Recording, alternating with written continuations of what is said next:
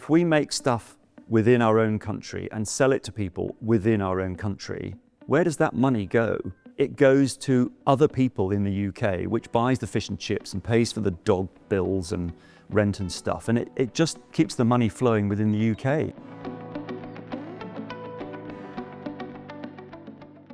I'm Matt Stadlen, and this is Made in Britain Unpacked, the series that tells the stories of British manufacturers. And I am thrilled to say that here with me in West London today is David Trotter, who is the creator, the founder of Muggi. And Muggi is the mechanism by which you can carry your drinks around. It is so good to see you, David. Really good of you. Nice to meet you. To be here. Thank you for having me. I want to get stuck in quite quickly, actually, because here it is. This is Muggi. And it's quite obvious what it does. You put your drinks in there. Well, Muggi is something I invented 13 years ago on a friend's boat sailing back from France. And we were in a storm. He was trying to make cups of tea. The mugs were all breaking in the sink.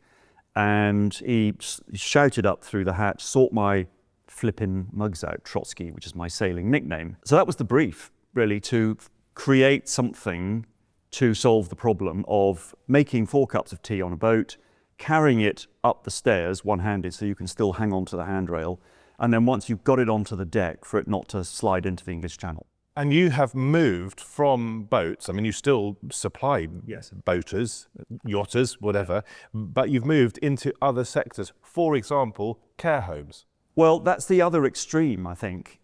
This was built for the rough, tough environment of the North Atlantic and, sailing stuff. And over the last 12, 13 years that we've been doing this, making them in the UK, I hasten to add, we've just morphed into 8, 9, 10 different markets. You really are passionate about making stuff in Britain. Absolutely. I mean, I have no reason whatsoever to go anywhere else, and lots of reasons, obviously, for staying here. If we make stuff in this country, ideally with our own materials, you never need to make plastic again. There's enough plastic in the world forever. You just need to recycle it.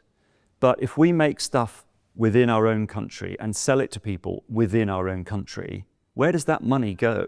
Whether it's cash or whether it's card transactions, it goes to other people in the UK, which buys the fish and chips and pays for the dog bills and rent and stuff. And it just keeps the money flowing within the UK. Let's have a look. Yeah. So here you go. So this hole here, or space here, enables there to be a handle. Yeah. You don't need a handle, all obviously. Brits like a mug of tea. A mug of tea.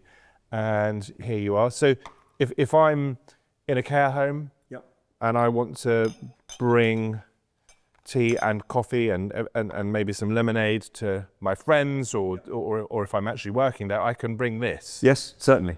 You are one of the earlier Made in Britain members. I can see you have your badge, your logo right here on your Very proud of it. lapel. Yes, and it means a lot to you, doesn't it? Yes, I completely believe in it. We have it on the Muggi. We've actually got it branded into the base of the Muggi, so you can't lose it.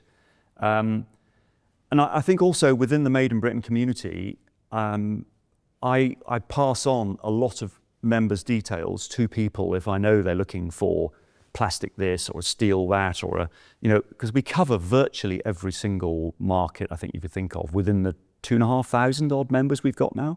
I think nearly 2,200, roughly 2,200. Well, I think I'm number 89, so I was one of the early adopters, I like to think. But I've been in there longer than the CEO. You live yourself in Cornwall. I do now. These are made in Kent.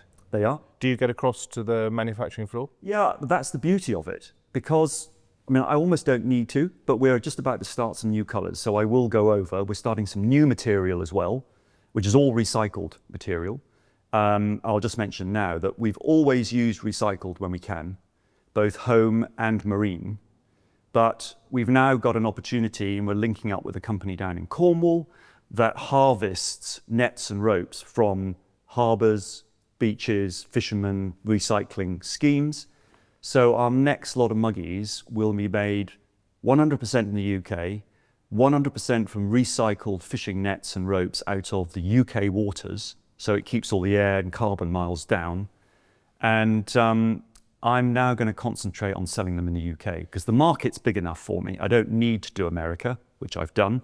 I don't need to do Europe, which I've also done, and been bitten with all the pitfalls that you can possibly get bitten by. I mean, you've exported as far as afield. Yeah, we're in overseas, Australia and New Zealand. New Zealand. Yeah. Roughly, you've made what, 300,000? Over 300,000 of these little beasts are out there. But you'd like to make 3 million. Well, that's what I need to do. I want to follow the trunky market. David Trotter, fantastic. Nice to meet you, Matt. Thank Thank you very much indeed.